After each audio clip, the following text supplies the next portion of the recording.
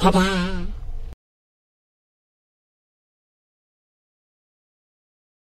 First step in a carving project is figuring out what you want to carve, getting the exact thing you want to carve. In the good old days, we didn't have the internet, and we would have to go to the library, look up books, and hope for good pictures of something that we liked.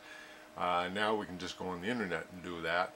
But a great resource that I'll bring to mind back then was Dover Books. And this is Dover Books, and they have lots of drawing books, coloring books, which made great reference line drawings for wood carvings. So this is a very good reference to use if you want to get some actual books. Otherwise you can go to Google Images and type in what you want, and that's what I did and came up with the horse pattern that my young friend wants to do, and that's what we're going to be working on. So I've gone into Google Images and I've got Fjord horse, which is what he wants to do. And as you can see, there's all sorts of images of fjord horses, real. You can put in carved fjord horse and get a picture that way. But there's a nice one right there, and very similar to the pattern I actually chose and went to the library and had printed out. So that's our basic pattern that we want, and all we care about now is the outline.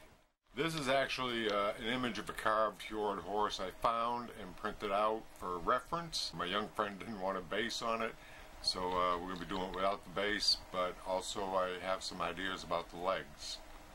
And I also took it into my photo program and turned it into a line drawing, more or less, to give me the outlines to make a pattern to put on my wood. So now I need to find a piece of wood to fit that size. So, not wanting to run to the store and get a piece of wood, I just grabbed a piece of wood out of my wood pile. I happen to have this fairly decent piece of pine here. This is a regular pine board, not clear pine. On the right hand side it's got a lot of straight grain, and it's just got that one knot in there. The carving I'm doing is not very big, so I can get enough pieces out of this to do it. And what I will do is, my horse is probably, let's see, going to be about like this. I'm going to need about that. I'm going to do two pieces about like that out of the clear sections of the board I can get. Glue them back to get the thickness I want, and that'll give me my basic block that I'll carve on. Okay, here we go. I was looking for my patterns for the horse here. Here's the drawing, the picture I printed out at the library. It's a beautiful horse, whoever did that carving. And here's my line drawing.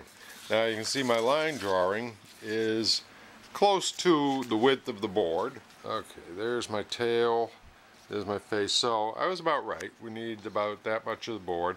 So I can get two blocks, two cuts of this shape. I'll draw them onto the wood with carbon paper. I'll put a piece of carbon paper under this, tape the top edge so it stays in place. Outline that, just the outer outline. I don't care about any other lines.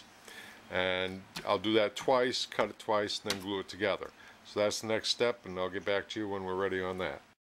I've never done an actual instruction book, but the closest thing I have to do is this Viv's Green Man, this thing right here, which is a step-by-step diary, as it were, of this project, which was in relief, but it shows a lot of the step-by-step, and it has my notes on it as I went along. Might as well put in a plug for the book. What the heck? It's on lulu.com. I don't know what it's going for now. Lulu keeps changing things. But this has got a lot of step-by-step stuff in it.